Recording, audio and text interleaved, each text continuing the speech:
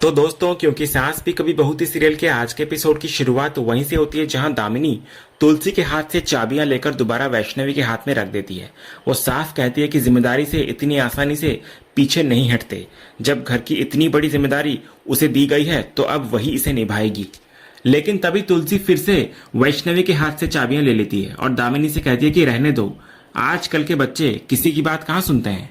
ये सुनते ही दामिनी एक बार फिर चाबियां तुलसी के हाथ से ले लेती है और वैष्णवी के हाथों में वापस रखते हुए कहती है कि वो उसकी बात जरूर सुनेगी। अब घर भी वही संभालेगी और ये चाबियां भी उसी के पास रहेंगी। साथ ही वो समझाती है कि आगे से चाबियां किसी और को देने की जरूरत नहीं है, जो भी करना होगा वे दोनों मिलकर करेंगी। तभी तुलसी मुस्कुराते हुए दोनों से कहती है कि एक बार अच्छी तरह सोच लें, आखिर चाबियां रखनी है या नहीं। फिर वो जानबूझकर वैष्णवी से कहती है कि अगली बार उसे ऐसा तमाशा बिल्कुल नहीं चाहिए। इस पर वैष्णवी सिर झुकाकर कहती है कि अगर माँ कह रही है तो वो चाबियां अपने पास ही रख लेगी। इतना सुनते ही तुलसी फिर वहां से चली जाती है। तुलसी के जाते ही दामिनी प्यार से वैष्णवी को समझाती है कि आखिर वो क्या करने जा रही थी। अगर उसने गुस्से में दो बातें कह भी दी थी तो क्या वो सच में चाबियां वापस कर देती। वो कहती है कि अगर कभी वो नाराज भी हो जाए तो वैष्णवी ऐसी बचकानी हरकत दोबारा न करे, और सबसे जरूरी बात कि आगे से उससे पूछे बिना कभी भी ये चाबियां किसी को वो न दे। वैष्णवी मुस्कुराकर हामी भर देती है और ये देखकर दामिनी भी संतुष्ट होकर वहां से चली जाती है। तभी नकुल वहां आता है और हंसते हुए वैष्णवी से कहता है कि वो तो पूरी तरह किचन पॉलिटिक्स में फंस गई है। वो मजाक में कहता है कि उसके साथ ऑफिस वो ज्वाइन कर ले, वहां कम से कम इतनी राजनीति नहीं मिलेगी। वो आगे कुछ रोमांटिक बातें करने ही वाला होता है कि तभी तुलसी फिर से वहां आ जाती है। तुलसी को देखते ही नकुल मुस्कुराकर वहां से निकल जाता है। उसके जाते ही तुलसी शैतानी अंदाज में वैष्णवी को छेड़ते हुए पूछती है, क्या रोमांस चल रहा था? तो वैष्णवी शर्माते हुए तुरंत मना कर देती है। इस पर तुलसी हंसकर बोलती है कि उससे झूठ बोलने की जरूरत नहीं है, उसने भी अपने जमाने में ये सब कुछ किया है। फिर मुस्कुराते हुए वो कहती है कि वैसे उनका प्लान तो काफी अच्छा चल रहा था, उसे आगे भी जारी रखना चाहिए। इतना बोलकर तुलसी अपना हाथ आगे बढ़ाती है। वैष्णवी भी मुस्कुराते हुए उसके हाथ पर ताली मार देती है। दोनों समझ जाती है कि उनका बनाया हुआ प्लान बिल्कुल सफल रहा। दूसरी तरफ हम देखते हैं कि समायरा को देखने के लिए लड़के वाले शांति निकेतन पहुंचे हुए होते हैं। करण सबसे पहले उनका परिचय अपने परिवार से करवाता है। वो बताने लगता है कि रौनक उसका बेटा है, गरिमा उसकी भांजी है जो पढ़ाई के लिए यहाँ रह रही है। इसी बीच नियति समायरा को लेकर वहां आती है। करण मुस्कुराकर सबको अपनी बेटी समायरा से मिलवाता है। इधर नियति समायरा से सभी मेहमानों को चाय देने के लिए कहती है तो समायरा सभी को चाय सर्व करती है और फिर नियति के साथ जाकर बैठ जाती है।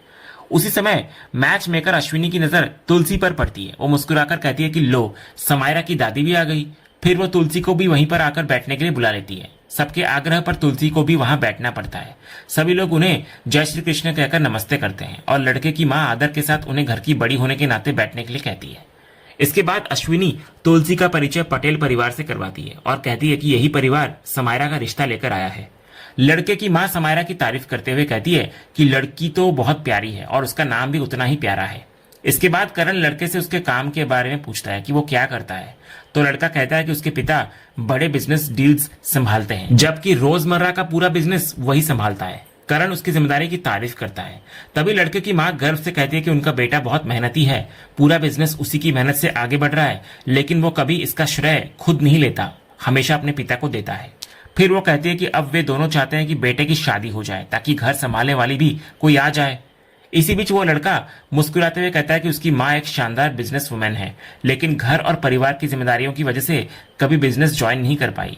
अब उसने फैसला किया है कि शादी के बाद उसकी पत्नी घर संभालेगी और उसकी माँ दोबारा बिजनेस ज्वाइन करेंगी, घूमेंगी फिरेंगी और अपनी जिंदगी खुलकर जिएंगी।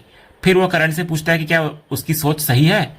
ये सुनकर करण कुछ पल शांत रहता है और फिर बहुत साफ शब्दों में अपनी बात रखता है। वो कहता है कि हर इंसान की सोच अलग हो सकती है, लेकिन वो इस सोच से बिल्कुल सहमत नहीं है। वो बताने लगता है कि उसने अपनी बेटी को सिर्फ घर संभालने के लिए नहीं पढ़ाया, जितनी पढ़ाई उस लड़के ने की है उतनी ही समायरा ने भी की है। इसलिए जैसे उसके अपने सपने हैं वैसे ही उसकी बेटी के भी सपने हैं। करण साफ कहता है कि शादी के बाद समायरा बिजनेस करेगी या घर संभालेगी, ये फैसला किसी और का नहीं बल्कि सिर्फ उसी का होगा। इतना कहते ही करण अपनी जगह से उठ जाता है और विनम्रता से कहता है कि शायद दोनों परिवारों की सोच एक जैसी नहीं है, इसलिए उसे नहीं लगता कि यह रिश्ता आगे बढ़ पाएगा। इतना सुनते ही लड़के वाले वहां से चले जाते हैं। उनके जाने के बाद करण अश्विनी से कहता है कि आगे से ऐसा रिश्ता बिल्कुल ना लाए। वो कहता है कि उसकी बेटी संस्कारी जरूर है, बड़ों की इज्जत करती है, लेकिन यह उसकी खूबी है, कमजोरी नहीं। वो अपनी बेटी को ऐसे घर में कभी नहीं भेजेगा जहां उसकी इच्छाओं और सपनों से ज्यादा फैसले कोई और करे। इसीलिए अगली बार रिश्ता लाने से पहले सब कुछ अच्छी तरह जांच परख लिया जाए। अश्विनी भी उसकी बात से सहमत होकर वहां से चली जाती है। इसके बाद करण समायरा के पास जाकर उससे माफी मांगते हुए कहता है कि उसे अंदाजा नहीं था कि बात इस दिशा में चली जाएगी।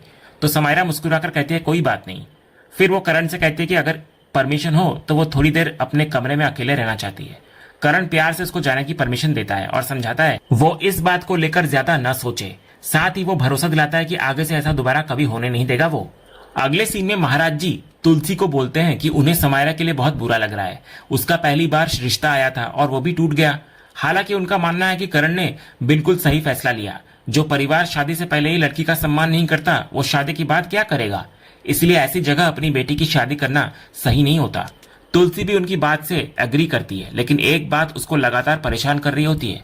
वो कहती है कि अश्विनी इतने सालों से उनके परिवार को जानती है। उसने उनके परिवार और रिश्तेदारों में न जाने कितने रिश्ते करवाए हैं। वो अच्छी तरह जानती है कि वीरानी परिवार कभी भी बेटी को सिर्फ घर तक सीमित रखने वाली सोच नहीं रखता। तो फिर भी वो ऐसा लड़का और ऐसा रिश्ता लेकर आखिर क्यों आई। महाराज जी भी कहते हैं कि यही बात उनकी भी समझ से बाहर है। इसी बीच उन्हें अपना जरूरी काम याद आता है तो वो वहां से कुछ पल के लिए चले जाते हैं। महाराज जी के जाते ही तुलसी को बाहर से किसी के हंसने की आवाज सुनाई देती है। वो खिड़की के पास जाकर देखती है तो समायरा फोन पर किसी से हंसते हुए बातें कर रही होती है। उसको तुरंत वही रात याद आती है जब उसने समायरा को देर रात किसी से छिपकर मिलते हुए देखा था। उधर समायरा फोन पर सिद्धार्थ से खुश होकर कहती है कि उसे अभी तक यकीन नहीं हो रहा कि उसके पापा ने खुद ही रिश्ता ठुकरा दिया और उनका पूरा प्लान सफल हो गया। वो कहती है कि अच्छा हुआ कि उन्होंने पहले ही जाकर विक्रम से सीधे बात कर ली थी। इसके बाद फ्लैशबैक दिखाया जाता है जहां समायरा और सिद्धार्थ विक्रम से पहले ही मिल चुके होते हैं। सिद्धार्थ अपना परिचय देते हुए कहता है कि वो सिद्धार्थ है और समायरा उसकी गर्लफ्रेंड है। ये सुनकर विक्रम हैरानी से पूछता है कि वो उसे ये सब क्यों बता रहा है। तब सिद्धार्थ कहता है कि जिस लड़की को वो आज देखने जा रहा है वो कोई और नहीं बल्कि समायरा वीरानी ही है। ये सुनते ही विक्रम चौंक जाता है। फिर समायरा उससे माफी मांगते हुए कहती है कि उसे इस तरह मिलना पड़ा क्योंकि सच बताना बहुत जरूरी था। वो कहती है कि वो सिद्धार्थ से प्यार करती है और किसी दूसरे से शादी नहीं कर सकती। विक्रम उनसे पूछता है कि आखिर वे दोनों उससे चाहते क्या हैं। तब सिद्धार्थ कहता है कि वे चाहते हैं कि विक्रम इस रिश्ते के लिए मना कर दे, क्योंकि अगर ऐसा नहीं हुआ तो मजबूरन समायरा को उसे रिजेक्ट करना पड़ेगा, जिससे उसकी और उसके परिवार की इंसल्ट होगी। लेकिन विक्रम कहता है कि अगर वो मना करेगा तो समायरा और उसके परिवार की भी इंसल्ट होगी। आखिर लड़की के लिए रिश्ता टूटना ज्यादा मुश्किल होता है। तब सिद्धार्थ उसको पूरा प्लान समझाता है। वो कहता है कि कोई भी सीधे मना नहीं करेगा, बल्कि विक्रम करण के सामने ऐसी बातें करेगा जो उन्हें पसंद न आए। फिर करण खुद ही इस रिश्ते के लिए मना कर देगा।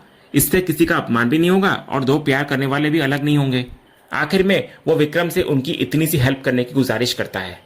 फिर फ्लैशबैक खत्म होता है। इधर सिद्धार्थ मुस्कुराते हुए कहता है कि विक्रम सच में बहुत अच्छा इंसान निकला। उसने बिना किसी स्वार्थ के उनकी हेल्प कर दी। समायरा भी राहत की सांस लेते हुए कहती है कि उसकी तो हालत खराब हो गई थी, लेकिन आखिरकार प्लान काम कर गया और उसके पापा ने खुद ही रिश्ता ठुकरा दिया।